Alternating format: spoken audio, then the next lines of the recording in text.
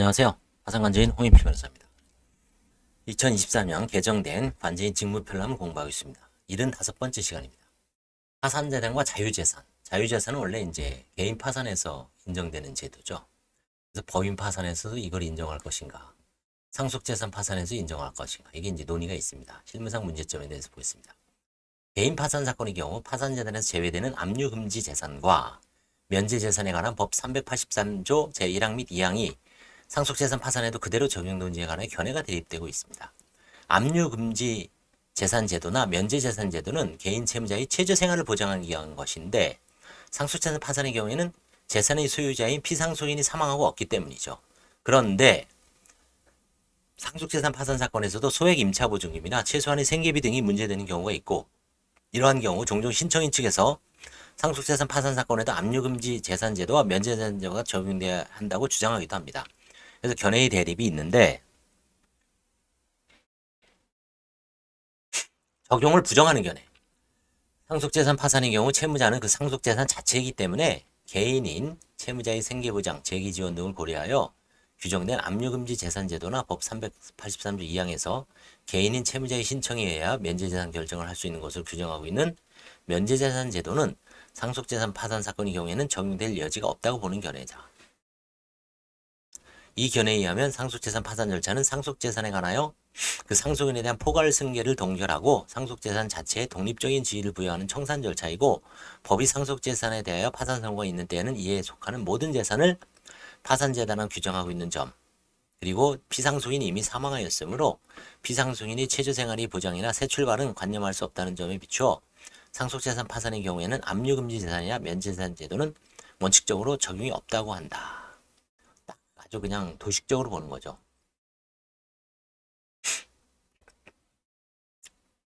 적용을 긍정하는 견해.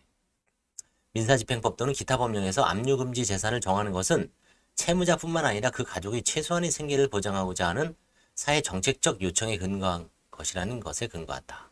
즉, 민사집행법 196조의 압류금지 물건의 경우 해당 물건이 누구의 소유에 속하는 것인가 하는 점은 압류금지 물건 인정 여부의 결정에 아무런 영향이 없고, 압류금지 물건에 대한 채무자와 그 가족의 점유 및 사용 가능성을 보호하고자 하는 것이며, 압류금지 규정에 위반한 집행행위에 대하여 채무자는 물론 압류금지 이익을 받거나 생계를 같이 하는 가족 등도 집행에 관한 이의를 제기할 수 있는 점. 민사집행법 246조의 압류금지 채권 중 급여나 최소한 임대보증금의 경우 피상속인 가족의 생존이 기초가 되는 것인데, 피상속인이 살아있을 때 압류금지 채권으로 보장받던 것이 피상속인 사망으로 파산재산에 편입되어 재원으로 사용되는 것은 부당한 점을 논거로 합니다. 이 견해는 압류금지 재산이 피상속인뿐만 아니라 그와 같이 살면서 생계를 같이 한 피부양자나 친족의 생계보장을 위한 취지에서 규정된 경우이거나, 피상속인과 생계를 같이 한 피부양자 등이 피상속인의 경제활동에 의지하여 생활하고 있었고 그들의 생계유지 능력이 부족한 경우에는 압류금지 재산 및 면제재산 제도의 적용을 긍정하여 상속재산 파산 사건의 경우에도 파산재단에서 제외하는 것이 타당하다고 합니다. 압류금지 재산 등이 피상속인이 부양해야 할 가족의 최소한의 생계유지를 위해 필요한 재산이라는 점을 이를 주장하는 자가 소명하여야 하고, 압류금지 재산 등의 적용 여부는 파산관절이 법원의 허가를 받아야 한다고 합니다. 대법원 판결은 2024년 올해죠. 1월 4일 선고 2022-285097 판결은 상속재산 파산 절차는 상속재산 자체의 파산 능력을 인정하여 채무 초과 상태의 상속재산을 엄격한 절차에서 공평하게 청산할 수 있도록 하기 위한 절차로서, 이에 대하여 상속재산에 대하여 파산 선고가 있는 데는 이에 속하는 모든 재산을 파산재산으로 정함으로써 채무자가 개인인 경우와 달리 파산재단의 범위에 관한 별도의 독립된 규정을 두고 있고, 상속재산 자체를 채무자로 보는 상속재산 파산 자체의 성질, 목적, 취지 등을 종합하면 채무자가 개인인 경우에 적용된 규정들이 상속재산 파산 절차에 그대로 적용된다고 보기는 어려우므로 압류금지 재산을 파산재산에 제한하는 법 383조 제1항이 상속재산 파산 절차에는 원칙적으로 적용되지 않는다고 본다. 그러나 상속재산 파산 절차에서도 피상속인 및 그 가족의 최소한의 생계를 보장하려는 사회적 정책적 요청에 근거한 압류금지 재산의 경우에는 그 취지가 참작되어야 하는 바, 근로자 퇴직급여 보장법 제7조 1항에 따라 압류금지 재산에 규정된 퇴직연금 채권은 법의 목적, 취지, 입법 등을 통해 압류금지의 범위를 확대시킨 점을 종합하면 일반적인 압류금지 재산과 달리 특별한 사정이 없는 한 상속재산 파산 절차의 파산재단에 속하지 아니한다라고 판단하였습니다. 앞으로 대법원 판결을 통해 압류금지 재산에 관한 다양한 사례가 추적될 것으로 봅니다. 일단 연금저축, 연금은 퇴직연금 채권은 상속재산 파산 절차에 속하지 아니한다라고 일단 했습니다. 자, 그럼 서울행정법원의 실무는 어떤가요?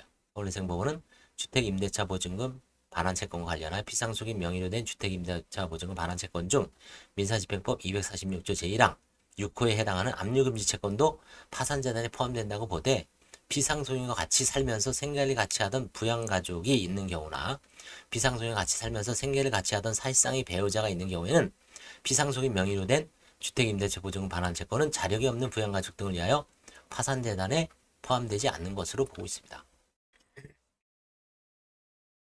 이게 이제 이런 경우가 있습니다.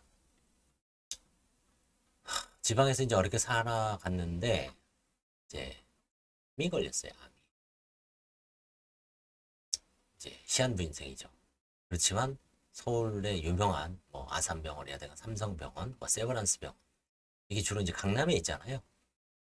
강남에 수서역, 일원역, 그렇죠? 그다음에 뭐 그 3호선 라인에 있습니다. 그러다 보니까 이제 지방에서 이 중환자를 이제 왔다 갔다 할 수가 없죠. 그러니까 어떻게 하냐면 이제 주병원이 아산병원이면 아산병원에는 이제 한 달에 뭐 한 몇 번, 일주일에 한 번, 아니면 뭐 2주에 한 번 약속된 시간에 이제 통원 치료 내지 이제 통원 치료는 아니고 이제 그 진찰을 받죠. 검사를 받는 겁니다. 대신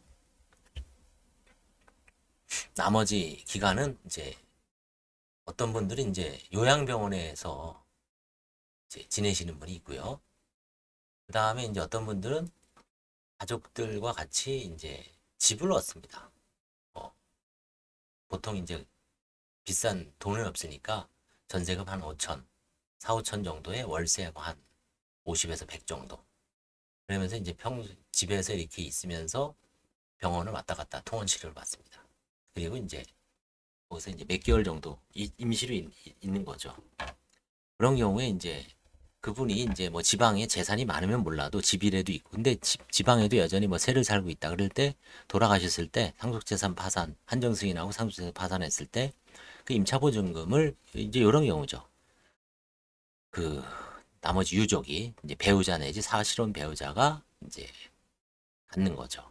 그런 경우가 실제로 있습니다. 그래서 서울해상법원의 실무가 타당한 것 같고 대법원 판례도 이제 축적이 될 것으로 보이고 있습니다. 감사합니다.